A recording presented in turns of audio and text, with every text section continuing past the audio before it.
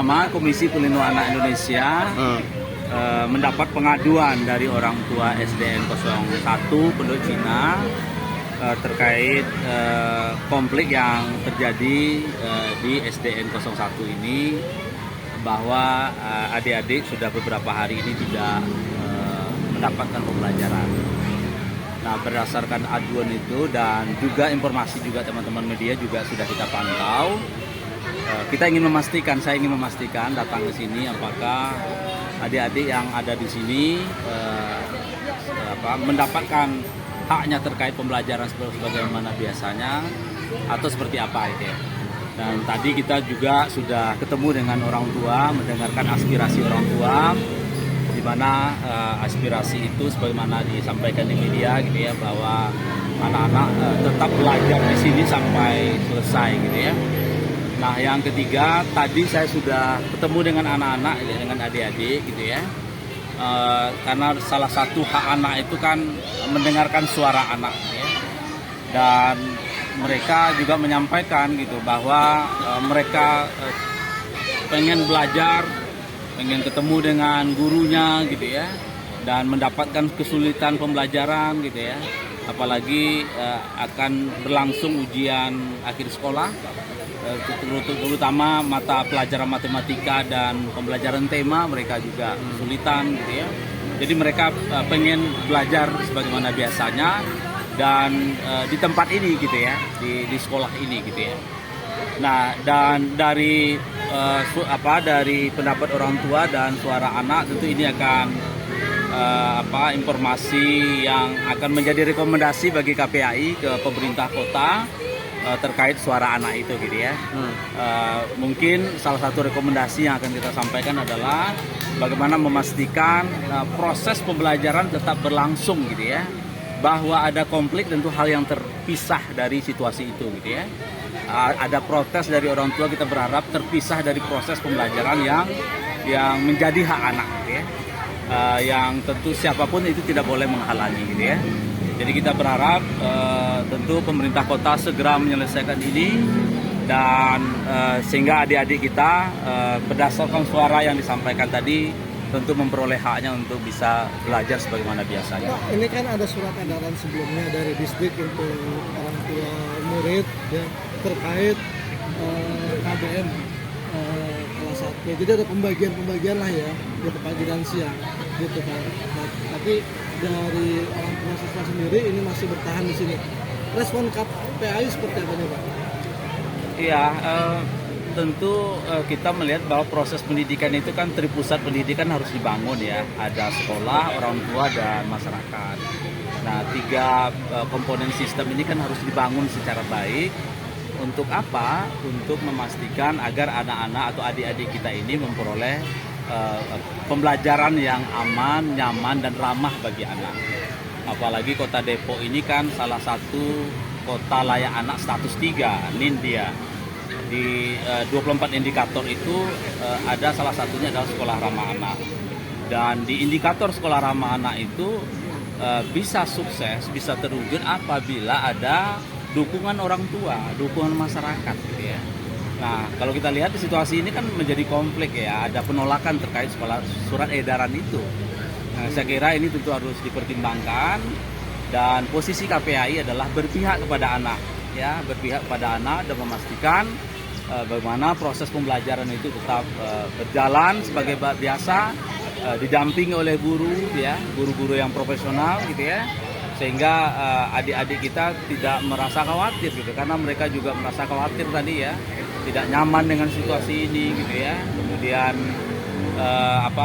terkait apalagi yang kelas 6 ya, dia mau ujian gitu ya, ada kekhawatiran mereka mengalami kesulitan terkait proses ujian itu ke depan. Pak, kapan rekomendasinya akan disampaikan ke pemerintah kota, Pak? Ya, dalam minggu ini kita upayakan. Saya balik ke kantor, nanti saya sudah koordinasi juga dengan komisioner lain, termasuk juga dengan Pak Ketua gitu ya. Kebetulan dari 9 orang komisioner itu 4 orang tinggal di sini ya. Saya juga tinggal di sini gitu ya. Jadi tentu kita prihatin dengan situasi ini yang seharusnya tidak boleh terjadi gitu. Pak, terkait dengan guru-guru kan ini kan belum hadir nih Pak. Jadi kan yang ngajar relawan ini. apakah itu termasuk nantinya untuk secepat mungkin ini gimana nih Pak KPI? Ya, jadi kita akan segera bersurat agar segera guru-guru sebagaimana biasanya tetap masuk gitu ya. Dan teknisnya seperti apa ya tentu kita akan dalami ya informasi ini karena saya sendiri sudah kontak juga dengan kepala dinas ya, kontak juga dengan kabit SD, tapi sampai hari ini belum dijawab ya WA saya itu. Jadi tentu kita akan terus berkomunikasi dan termasuk juga melahirkan rekomendasi. Apa tuh Pak pesannya Pak ke kabit SD Pak sampai nggak dijawab nih Pak? Terkait apa nih Pak? Ya belum dijawab, kita nggak tahu. Pak. Terkait apa nih Pak? Ya kita menanyakan pertama apakah adik-adik di SDN 01 tetap proses belajarnya seperti apa gitu ya. Kemudian bagaimana solusinya gitu ya. Kita bertanya terkait itu dan termasuk juga saya sampaikan kita akan datang pagi ini dari jam 9 ya di sini untuk memastikan bagaimana proses belajar anak-anak tetap jalan. Tapi sampai detik ini belum dijawab. Pak, terkait masih masalah guru Pak, sejauh ini kan masih dipegang relawan nih, ada tanggapan nggak Pak? Ya, sebetulnya kalau kita lihat komitmen orang tua gitu ya, termasuk teman-teman relawan itu kita apresiasi ya. Terkait kekosongan, mereka mengerti bahwa siapapun tidak boleh menghalangi hak anak gitu ya. Dan tentu di aspek itu kita apresiasi. Tentu semakin lebih kondusif, lebih terukur apabila tentu ditangani oleh guru profesional gitu ya, yang seperti biasa gitu ya, yang saya kira ya ini harus dicarikan jalan keluar terbaik ya. Saya kira nggak ada yang tidak bisa terselesaikan masalahnya gitu ya. Tentu kuncinya komunikasi gitu ya. Dan saya seminggu yang lalu sedang menyelesaikan sekolah juga di provinsi lain, merger sama dengan ini gitu ya.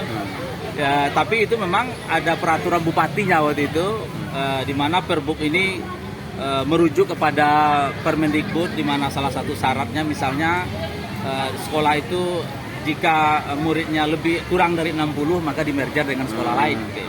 Tapi kalau kita lihat sekolah ini kan lebih dari 60 ya.